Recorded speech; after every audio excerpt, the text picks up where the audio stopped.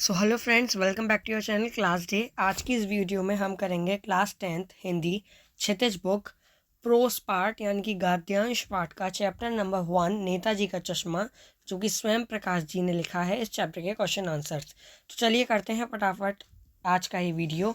Question first है, सेनानी ना होते हुए भी चश्मे वाले को लोग कैप्टन क्यों कहते थे?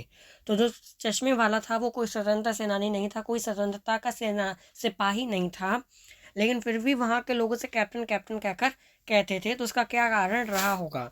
तो चश्मे वाला कभी सेना में नहीं रहा, परंतु चश्मे वाला एक देशभक्त नागरिक था, है ना। उसके हृदय में देश के वीर जवानों के प्रति सम्मान और प्रेम था, जो कि दिखता था। कैसे दिखता था हमें? कि वो नेताजी की मूर्ति पर चश्मा लगाकर मूर्तिकार की गलती को छिपाता था। उसे नेताजी की बिना चश्मे वाली मूर्ति उसको देखकर अच्छा नहीं लगता होगा, इसी वजह से वो चश्मा लगाता था ताकि नेताजी के सम्मान में कोई कमी ना रहे। तो उसी भावना को देखकर लोग उसे कैप्टन कहते थे। क्वेश्चन 2.1 है, हालदार साहब ने ड्राइवर को पहले चौराहे पर गाड़ी रोकने के लिए मना किया था, लेकिन बाद में उन्होंने कहा कि उससे क्या कहा ड्राइवर से कि तुरंत रोको उसे, है ना। तो अब इसका जो फर्स्ट पार्ट है, हालदार साहब पहले क्यों मायूस हो गए थे? तो इसका करेक्ट आंसर होगा, हालदार साहब इसलिए मायूस हो गए थे क्योंकि कैप्टन अब मर चुका है और उसके समान कोई देश प्रेमी उस जगह नहीं था जो कि नेताजी जैसे देशभक्त के लिए सम्मान की भावना रखता हो। उसके मर जाने के बाद अब कौन इस जिम्मेदारी का निर्वाह करेगा, क्योंकि कैप्टन अब मर चुका था और अब उस जगह पर कोई भी नहीं था जो नेताजी की मूर्ति की देखभाल कर सके, उनकी मूर्ति पर चश्मा लगा सके, है ना। तो इसीलिए वो दुखी हो गए थे, वो मायूस हो गए थे, क्योंकि अब वो उधर जाएंगे तो नेताजी की बिना चश्मे की मूर्ति को देखकर वो दुखी हो जाएंगे, और यही कारण था उन्होंने कहा था कि अब उस जगह गाड़ी मत रोकना।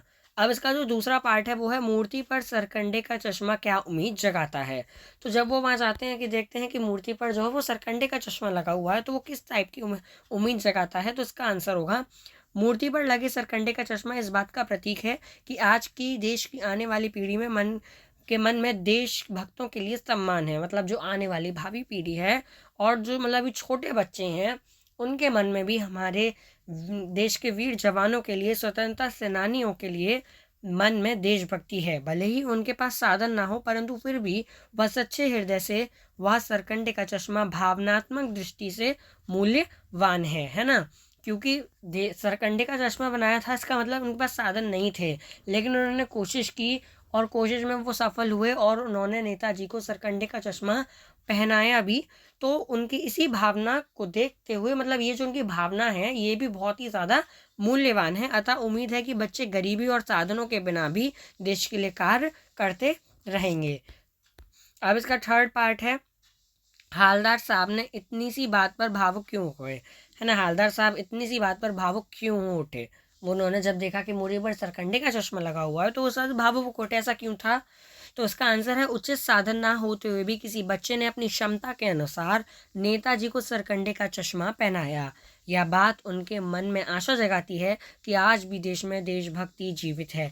भले ही बड़े लोगों के मन में देशभक्ति का अभाव हो, परंतु वहीं देशभक्ति सरकंडे के चश्मे के माध्यम से एक बच्चे के मन में देखकर हालदार साहब भावुक हो गए। क्योंकि आज के ज़माने में लोगों में देशभक्ति की भावना कम होती जा रही है।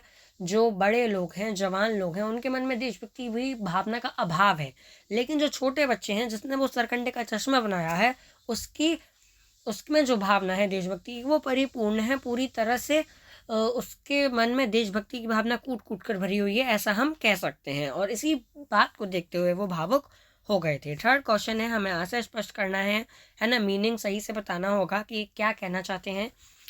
ये जो हमारे सेंटेंसेस हैं, बार बार सोचते क्या होगा उस कौम का जो अपने देश की खातिर घर गृहस्थी जवानी जिंदगी सब कुछ होम कर देने वालों पर भी हंसती है और अपने बिकने के मौके ढूंढती है। तो ये बहुत ही ज़्यादा गहरी लाइन है। तो इसका जो आंसर है वो होगा, देशभक्तों ने देश की आज़ादी को दिलाने के लिए अपना सर्वस्व देश को समर्पित कर दिया। यानी कि जो देशभक्त थे, जो स्वतंत्रता सेनानी थे, वो जो स्वतंत्रता के सिपाही थे स्वतंत्रता के, उन्होंने देश को स्वतंत्रता दिलाने में अपना सब कुछ देश के लिए समर्पित कर दिया, है ना। उन्होंने अपना कभी भी अपना स्वार्थ नहीं देखा, उन्होंने सब कुछ देश को समर्पित कर दिया। आज हम स्वतंत्र देश में आज़ादी की सांस ले रहे हैं, यह उन्हीं देशभक्तों के कारण संभव हो पाया है। अगर अगर वो लोग भी सोचते कि हमारा क्या जा रहा है, जैसे जी रहे हैं, है ना, अगर वो कुछ नहीं करते, अपना सर्वस्व नहीं त्यागते देश के लिए, तो शायद आज हम भी गुलामी की जो ज़िंदगी है वो जी रहे होते। उन्हीं के कारण आज हम आज़ाद हुए हैं। परंतु यदि किसी के मन में ऐसे देशभक्तों के लिए सम्मान की भावना नहीं है, वे उनकी देशभक्ति पर हंसते हैं। यह बहुत ही ज़्यादा दुख की बात थी। और यहीं यहाँ पे लिखा हुआ है कि वो बार बार सोचते थे कि उन लोगों का क्या होगा, है ना, जो स्वतंत्रता सेनानियों, स्वतंत्रता के सिपाही जवानों पर हंसते हैं, है ना। वो अपनी घर गृहस्थी जवानी को सब कुछ होम कर देते हैं अपने देश के लिए, लेकिन फिर भी वो लोग उन पर हंसते हैं। तो उन लोगों का क्या होगा। ऐसे लोग सिर्फ अपने बारे में सोचते हैं, वे केवल स्वार्थी होते हैं, इसलिए वो जगह जगह फेंकने के मौके भी ढूंढते हैं, क्योंकि जहाँ उन्हें फ़ायदा होगा वो वहीं चले जाते हैं। लेखक ने ऐसे लोगों पर अपना गुस्सा व्यक्त किया है। फोर्थ क्वेश्चन है, पान वाले का एक रेखा चित्र प्रस्तुत करना है ना। तो पान वाला किस टाइप का व्यक्ति था, हमें उसका पूरा वर्णन देना है।